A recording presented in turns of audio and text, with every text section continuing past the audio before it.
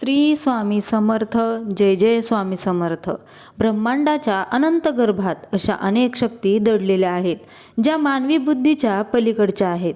काळ बदलतो, ऋतू बदलतात आणि सोबतचे बदलतात. आकाशातील ग्रहांची, नक्षत्राची वर्तने हिंदू सनातन धर्मात आणि वैद्यकीय ज्योतिषशास्त्रात काही विशिष्ट तिथींना महातिथी म्हटले गेले आहे. या तिथींना ब्रह्मांडातून निघणाऱ्या लहरी थेट मानवाच्या उपजग कर्माला स्पर्श करतात. अशीच एक महातिथी म्हणजे वटपौर्णिमा. ज्येष्ठ महिन्याची ही वटपौर्णिमा केवळ पतीच्या दीर्घ आयुष्यासाठी सुवासिनींनी करायचे व्रत नाही, तर हा काळ आहे निसर्गातील त्या गुप्त शक्तीला जागृत करण्याचा, जी शक्ती मानवाच्या 7 पिढ्यांचे दारिद्र्य, दुःख आणि पितृदोष एका झटक्यात भस्म करू शकते. प्रिय भक्तांनो, आजचा हा विधानाचा मसुदा कोणत्याही सामान्य भविष्यासारखा नाही. आज आपण अशा एका रहस्याचा उलगडा करणार आहोत, जो आजवर कधीही, कुठेही आणि कोणाकडूनही ऐकला गेला नसेल. ब्रह्मांडीय ऊर्जेचा थेट संबंध जेव्हा मिथुन राशीशी येतो, तेव्हा एक अत्यंत दुर्मिळ योग निर्माण होतो. मिथुन राशी जी बुधाच्या स्वामित्वाखाली असते, जिच्यामध्ये संवाद, बुद्धी आणि व्यापार यांचे अफाट सामर्थ्य दडलेले असते. ही राशी जेव्हा वटपौर्णिमेच्या ऊर्जेला स्पर्श करते, तेव्हा 7 पिढ्यांचा उद्धार होण्याची दारे खुली होतात. पण हे घडते कसे? पूर्वजांचे आशीर्वाद कसे मिळतात? आणि वडाच्या वृक्षाखाली दडलेले हे अंतिम सत्य काय आहे, जे मिथुन राशीच्या जातकाने जीवन पूर्णपणे पालटून टाकणार आहे? या सर्व प्रश्नांची उत्तरे ज्योतिषशास्त्राच्या सखोल नियमांच्या आधारे आपण या व्हिडिओमध्ये पाहणार आहोत. परंतु हा परम कल्याणाच्या प्रवासात पुढे जाण्यापूर्वी हे लक्षात ठेवा की स्वामींची कृपा असल्याशिवाय आपल्याला कोणतेही गुप्त ज्ञान प्राप्त होऊ शकत नाही. म्हणून या क्षणी तुमचे संपूर्ण लक्ष केंद्रित करा, अंतःकरण शुद्ध करा आणि आपल्या हक्काच्या स्वामी समर्थ कृपा राशी भविष्य या चॅनलला आत्ताच सबस्क्राईब करा. शेजारील बेल आयकॉन दाबायला विसरू नका, जेणेकरून ब्रह्मांडीय ज्ञानाचा एकही कण तुमच्याकडून सुटणार नाही. चला तर मग प्रवेश करूया या गूढ आणि चमत्कारी विश्वात. वैद्यकीय ज्योतिषशास्त्रात मिथुन राशीला द्विस्वभाव राशी मानले गेले आहे. याचा अर्थ असा की या राशीच्या जातकांमध्ये एकाच वेळी 2 वेगवेगळ्या ऊर्जा कार्यरत असतात. पण एक ऊर्जा त्यांना भौतिक जगाकडे खेचते, तर दुसरी ऊर्जा त्यांना गूढ आणि आध्यात्मिक जगाकडे आकर्षित करते. मिथुन राशीचा स्वामी बुध हा ग्रहांचा राजकुमार मानला जातो. बुध हा बुद्धीचा, तर्काचा, व्यापाराचा आणि सर्वात महत्त्वाचे म्हणजे त्वचेचा आणि हिरवळीचा कारक आहे. निसर्गात जेवढी हिरवळ आहे, जेवढी झाडे झुडपे आहेत, त्या सर्वांवर बुधाचा अंमल असतो. जेव्हा ज्येष्ठ महिन्याची पौर्णिमा येते, तेव्हा सूर्य हा मिथुन राशीमध्ये किंवा तिच्या आसपास असतो आणि चंद्रमा हा पूर्ण कलेने नटलेला नेमका समोरासमोर म्हणजेच धनु राशीत असतो. हा जो सूर्य आणि चंद्रमा समोरासमोर येण्याचा अक्ष आहे, तो मिथुन राशीच्या जातकांच्या आयुष्यात एक प्रचंड मोठी ऊर्जा निर्माण करतो. वटवृक्ष म्हणजेच वडाचे झाड हे ब्रह्मा, विष्णू आणि महेश या तिन्ही देवांचे निवासस्थान मानले गेले आहे. वडाच्या पारंब्या थेट जमिनीत जातात आणि पुन्हा नवीन खोड तयार करतात.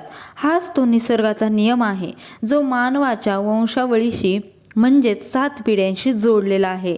मिथुन राशीच्या जातकांचा बुद्धीचा कारक बुध जेव्हा वटवृक्षाच्या सनातन ऊर्जेशी जोडला जातो, तेव्हा एक अभूतपूर्व चमत्कार घडू शकतो, ज्याला ज्योतिषशास्त्रात वंश उद्धारक योग असे म्हटले आहे. अनेक लोक विचारतात की केवळ एका गोष्टीने 7 पिढ्यांचा उद्धार कसा होऊ शकतो? हा प्रश्न अगदी साहजिक आहे. याचे उत्तर आपल्या शरीरातील आणि वंशावळीतील DNA आणि आध्यात्मिक कर्म कणांमध्ये दडलेले आहे. आपले पूर्वज, ज्यांना आपण पितर म्हणतो, त्यांच्या कर्माचा प्रभाव आपल्या जीवनावर 7 पिढ्यांपर्यंत राहत असतो. जर पूर्वजांना गती मिळाली नसेल, तर ते पुढे कुठेतरी अडकले असतील, तर ज्याला आपण पितृदोष म्हणतो. पितृदोष असलेल्या घरांमध्ये कितीही पैसा आला तरी टिकत नाही, मुलांची लग्ने होत नाहीत, वंश पुढे सरकत नाही आणि घरात सतत आजारपण राहते. मिथुन राशीच्या जातकांच्या कुंडलीत बऱ्याचदा बुध आणि राहू किंवा बुध आणि सूर्य एकत्र आल्यास पितृदोषाची लक्षणे तीव्र होतात. वटवृक्ष हा एकमेव असा वृक्ष आहे जो 24 तास ऑक्सिजन देतो आणि ज्याच्यामध्ये अनंत काळ जगण्याची क्षमता असते. वडाच्या झाडाची मुळे जितकी खोल असतात तितक्याच खोल आपल्या पूर्वजांच्या स्मृती असतात. वटपौर्णिमेच्या दिवशी जेव्हा ब्रह्मांडात चंद्र पूर्ण तेजाने चमकत असतो तेव्हा वटवृक्षाच्या पानांमधून, फांद्यांमधून आणि मुळांमधून एक विशिष्ट प्रकारची आध्यात्मिक वावरता उत्सर्जित होत असते. ही वावरता थेट आपल्या पितृलोकांशी जोडलेली असते. मिथुन राशीच्या व्यक्तींनी जर या काळात एक विशिष्ट गुप्त क्रिया केली तर ती ऊर्जा थेट त्यांच्या पूर्वजांपर्यंत पोहोचते, त्यांना तृप्त करते आणि पर्यायाने 7 पिढ्यांचा उद्धार होतो. आज आपण त्या मुख्य रहस्याकडे वळत आहोत जे तुम्ही आजवर कधीही ऐकले नसेल. ही क्रिया अत्यंत गुप्त असून ती वटपौर्णिमेच्या दिवशी किंवा वटपौर्णिमेपासून ते ज्येष्ठ पौर्णिमेच्या दरम्यानच्या कोणत्याही दिवशी सूर्योदयानंतर आणि सूर्यास्तापूर्वी करायची आहे. मिथुन राशीच्या जातकांसाठी ही क्रिया भाग्य बदलवणारी ठरणार आहे. आवश्यक साहित्य काय काय लागणार आहे? वटवृक्षाचे म्हणजेच वडाचे एक ताजे न तुटलेले स्वच्छ पान, शुद्ध अष्टगंध आणि किंवा चंदनाची पेस्ट, डाळिंबाच्या झाडाची लहान काडी लेखणी म्हणून वापरण्यासाठी किंवा अनामिका बोट, गाईचे शुद्ध तूप आणि एक दिवा, पांढरा सुती धागा, कच्चा सूत, थोडे काळे तीळ किंवा क्रिया करण्याची अचूक पद्धत. वटपौर्णिमेच्या दिवशी सकाळी किंवा संध्याकाळी मिथुन राशीच्या जातकाने एका शांत, जुन्या आणि पूजनीय वटवृक्षाजवळ जावे जिथे जास्त लोकांची गर्दी नसेल. अशा ठिकाणी जाणे अधिक श्रेयकर ठरेल. सर्वात आधी वडाच्या झाडाला नमस्कार करावा आणि म्हणावे, हे वृक्षराज, हे त्रिदेवांचे निवासस्थान, मी मिथुन राशीचा जातक माझ्या 7 पिढ्यांच्या कल्याणासाठी आणि माझ्या पितरांच्या मुक्तीसाठी तुमच्या चरणी आलो आहो. त्यानंतर वडाच्या पडलेल्या पानांवर किंवा झाडाला इजा न पोचवता एक स्वच्छ पान घ्यावे. त्या पानावरील मुख्य शिरेच्या उजव्या बाजूला अष्टगंधाने ओम पितृदेवाभ्यो नमः या मंत्र लिहावा आणि डाव्या बाजूला स्वतःचे नाव आणि गोत्र माहीत नसल्यास कश्यप गोत्र म्हणावे, लिहावे. त्या पानाच्या मध्यभागी थोडेसे काळे तीळ ठेवावेत. काळे तीळ हे राहू, शनू आणि पित्राचे प्रतीक मानले जातात. आता हे पान वडाच्या झाडाच्या अगदी मुळाशी जिथे माती आहे तिथे थोडे खवून दाबून ठेवावे. वरून तीच माती टाकावी. त्यानंतर वडाच्या झाडाच्या मुळापाशी गाईच्या तुपाचा दिवा लावावा. झाडाला पांढऱ्या सुती धाग्याने 7 प्रदक्षिणा घालाव्यात. प्रत्येक प्रदक्षिणा घालताना मनातल्या मनात तुमच्या पूर्वजांचे स्मरण करावे आणि त्यांना गती मिळण्यासाठी, मोक्ष मिळण्यासाठी प्रार्थना करावी. चमत्कारिक भाग. प्रदक्षिणा पूर्ण झाल्यानंतर वडाच्या मुळापाशी असलेली अगदी चिमूटभर माती, ज्या मातीत तुम्ही पान दाबले होते, एका पांढऱ्या लहान कागदात किंवा कपड्यात बांधून घरी घेऊन यावी. ही माती सामान्य माती नाही, ही वटवृक्षाची आणि पितरांच्या आशीर्वादाची चमत्कारिक धूळ आहे.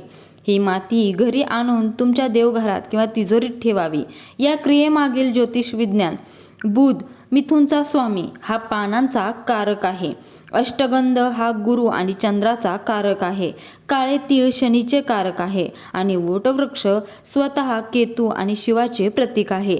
जेव्हा हे सर्व घटक वटपौर्णिमेच्या तिथीला एकत्र येतात तेव्हा मिथुन राशीच्या कुंडलीतील चतुर्थ स्थान जे पूर्वजांचे आणि सुखाचे स्थान आहे आणि अष्टम स्थान जे गुपिते आणि अकाली संकटाचे स्थान आहे, एकदम सक्रिय होतात. यामुळे जुने कर्म कशा प्रकारे जळून खाक होते हे पुढील भागात आपण पाहणार आहोत. या रहस्यमय क्रियेनंतर आणि वटपौर्णिमेच्या या महागोचरामुळे मिथुन राशीच्या जातकांच्या जीवनातील वेगवेगळ्या क्षेत्रांवर काय परिणाम होणार आहे यांचे संपूर्ण ज्योतिषशास्त्रीय विश्लेषण खालीलप्रमाणे आहे.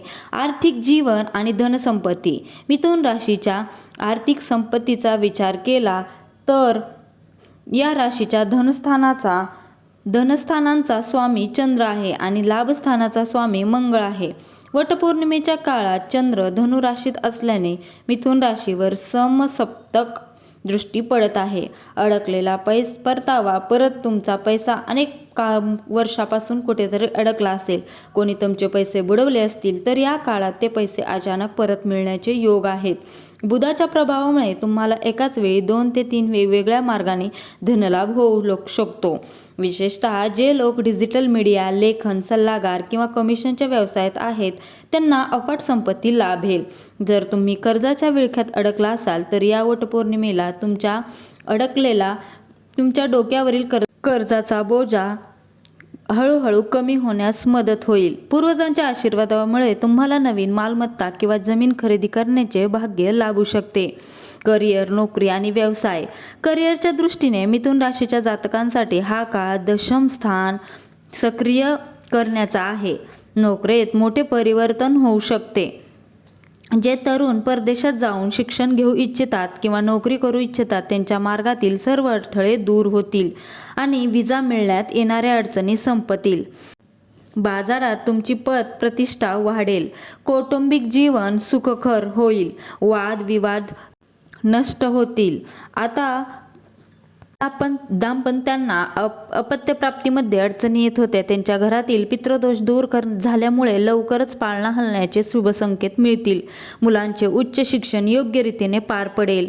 गेल्या काही महिन्यापासून चाललेली मानसिक अस्वस्थता, रात्री झोप न येणे, विनाकारण वाटणारी भीती या सर्व गोष्टी या पौर्णिमेच्या चांदण्यात वाहून जाईल. तुमची एकाग्रता वाढेल. जुन्या आजारांवर मात करताल.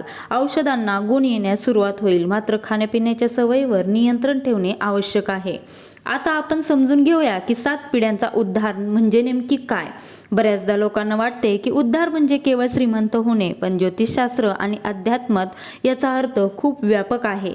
1ली ते 3री पिढी भूतकाळ. आपल्या मागे गेलेल्या 3 पिढ्या ज्या प्रेतयोनीत किंवा अतृप्त अवस्थेत भटकत आहेत त्यांना वडाच्या मुळाशी केलेल्या या क्रियेमुळे मुक्ती मिळते. त्यांना उच्च लोक प्राप्त होतात.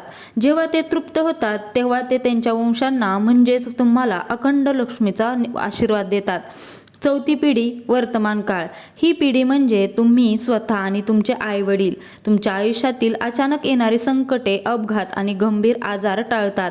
तुम्हाला अकाली मृत्यूशी भीती राहत नाही. 5वी ते 6वी पिढी भविष्यकाळ. तुमच्या पोटी येणारी संतती ही अत्यंत बुद्धिमान, सुसंस्कारी आणि कुलदीपक जन्माला येते.